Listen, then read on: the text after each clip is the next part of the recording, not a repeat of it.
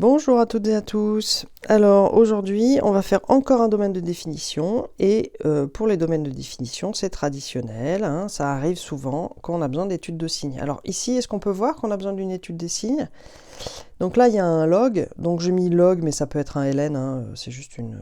on s'en fiche un peu, bref, ça n'a pas d'importance pour le domaine de définition. On a un log et on sait que le log est défini si et seulement si ce qui est dedans est strictement positif. Donc du coup, comme on a besoin d'avoir le signe de ce machin-là, on va commencer par étudier le signe. Du coup, là, on a un quotient, donc c'est le signe de ce qui est en bas. Donc on va étudier le signe de e de x, et puis, comme je suis gentil, je vous dis, pensez aux identitaires marquables, des fois que vous n'ayez pas pensé. Donc, on y va. Vous la voyez, l'identitaire marquable ? A carré moins b carré. Du coup, normalement, vous pouvez être un peu autonome. Donc, vous faites pause sur la vidéo et puis vous faites vous-même et puis vous verrez le résultat à la fin. Alright. Et puis, si vous n'êtes pas sûr, machin, ben, ok, vous pouvez regarder, mais faites en même temps que moi. Prenez un papier, un crayon, faites en même temps que moi. Alors, on y va. E de x, on va factoriser direct.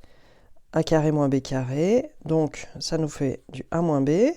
X moins 3 moins 3x plus 1. Vous voyez mon réflexe, quand je mets un moins, je mets une parenthèse. Prenez le même réflexe. X moins 3 plus, donc là, c'est pas la peine de mettre la parenthèse, mais on peut si on veut rigoler. 3x plus 1. Voilà. Donc là, on va développer la parenthèse, on va simplifier, on va calculer, machin, machin. Donc x moins 3x, ça va faire moins 2x. Et moins 3 moins 1, ça nous fait moins 4.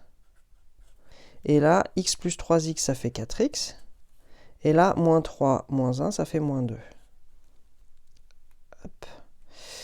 Ok, là, on est en vue de faire une étude de signes. Moi, j'ai carrément bien envie d'aller simplifier ce qui se simplifie, de factoriser ce qui se factorise, etc. Là, je vois qu'il y a moins 2 qui se met en facteur, donc je vais le mettre en facteur. Et il reste x plus 2. Et là, je vois qu'il y a 2 qui se met en facteur. Et il reste 2x moins 1. Donc tout ça, ça nous fait moins 4. X plus 2, 2x moins 1. Alors, on va faire une petite étude de signes, hein, c'était ça l'objectif. Donc, pour l'étude des signes, je vais mettre tout ça dans mon tableau de signes. Donc, x moins 4, x plus 2, 2x moins 1, et puis e de x, qui est le produit de tout ça. Alors, on va regarder quelles sont les racines. Donc là, x plus 2, ça s'annule en moins 2, et 2x moins 1, ça s'annule en 1 demi. Donc on a moins 2, 1 demi, et plus l'infini.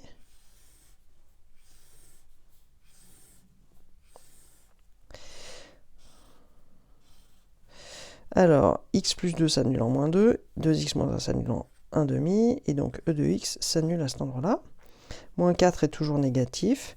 Ces deux-là, ce sont des fonctions affines, avec un coef directeur, une pente là ici qui est de 1 et 2, donc positif. Donc c'est positif à droite du 0, négatif à gauche du 0. Si ça va trop vite, reprenez les premières vidéos d'études de signes, hein, où c'est un peu plus lent. Moins, plus, moins. Ok, donc c'est bon, on a le signe de ce machin-là. On peut passer à l'étape numéro 2. Hop, domaine de définition de f de x. Donc, dans f de x, il y a plusieurs choses. Il y a une division ici, et puis il y a un log. Donc, ce qui est dans le log, on a un log. Donc, ce qui est dans le log, donc 1 sur machin, donc c'était e de x, on reconnaît e de x là. 1 sur e de x doit être strictement positif. Et il y a une division, et donc ce qui est dans la division, c'est-à-dire ici e de x, doit être non nul. Ok, donc si on met les deux ensemble, 1 sur e de x strictement positif, c'est pareil que e de x strictement positif, et donc ça contient le fait que c'est non nul. Donc finalement, la condition pour nous, c'est f est bien défini, si et seulement si e de x est strictement positif. Et e de x strictement positif, comme on a fait le tableau de signes, ça se voit tout de suite. Et donc ça nous donne que le domaine de définition de f, c'est la zone où c'est strictement positif, c'est-à-dire moins 2, 1 demi.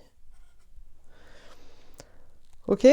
Donc si on récapépète un peu là, le domaine de définition contient un log et puis il y a une division, donc il faut tenir compte des deux. Le log, c'est strictement positif, ce qui est dedans doit être strictement positif, et la division, ça ne doit pas s'annuler. Une fois qu'on a fait la combinaison des deux, on est ramené à trouver le signe qu'on doit avoir E de x strictement positif. Donc là, tout simplement, on fait un tableau de signes, on prend notre temps, on factorise, on prend notre temps pour faire le tableau de signes. Ça sert à rien de bâcler, hein. Plus on bâcle, plus on fait des erreurs et donc plus on perd du temps. On fait notre tableau de signes tranquillement. Une fois que le tableau de signes est fait tranquillement, on a juste à lire dans le tableau et tout ça. Et du point de vue de la rédaction, le tableau de signes est une justification, une rédaction, une preuve. Donc c'est tout bon, on n'a rien de plus à faire et voilà. Bon, j'espère que c'est assez clair pour vous. Si ça ne l'est pas, vous connaissez la musique. Inventez-vous des exercices un peu similaires en changeant les nombres. Et puis recommencez. Et je vous souhaite une belle journée en vous disant à bientôt.